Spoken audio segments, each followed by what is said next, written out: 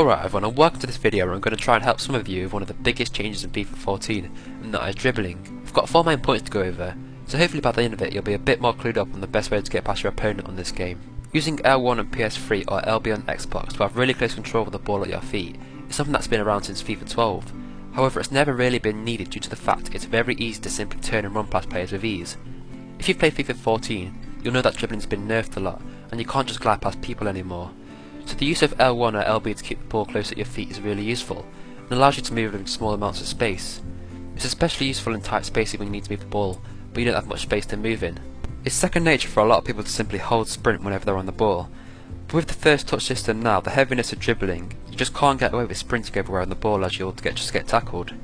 So it may sound obvious, but you need to simply sprint less, and only sprint when you see an opportunity of space to run into.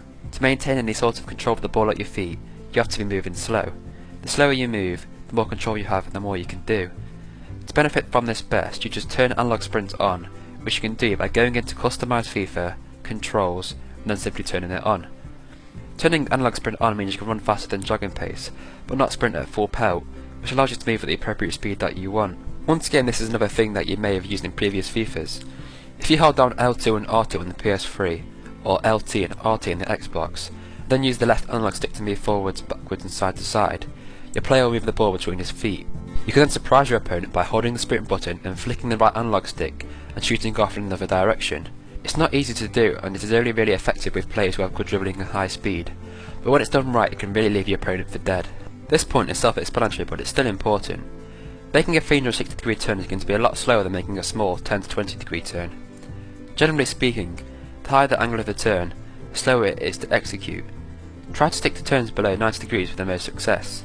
But that's not to say you can't do a full spin on the ball. As I mentioned at the start of the video, if you do plan to do a large turn, then try hold L1 or LB so that the players keep the ball to the feet as close as possible and try to perform the turn. Each scenario in the picture is different, and the key to being very good at dribbling is to know what to do in each situation. That only comes with practice, but knowing a few of these tips should make it easy for you to know what to do when, say, using close dribbling, or whether to use the triggers to burst into space. Now, I'm not going to pretend that you'll be a master of dribbling after these tips. Ultimately, dribbling is a lot about deception and anticipating what move the defender will make so that you can counteract that move. But hopefully, these few tips will help you improve your success rate when it comes to dribbling in online or offline games. As always, thanks for watching, and leaving a like is always appreciated if this helps in any way at all. I'm going to be doing more of these quick tip videos for various things across FIFA 14, so feel free to subscribe to stay up to date with all of them when they come out.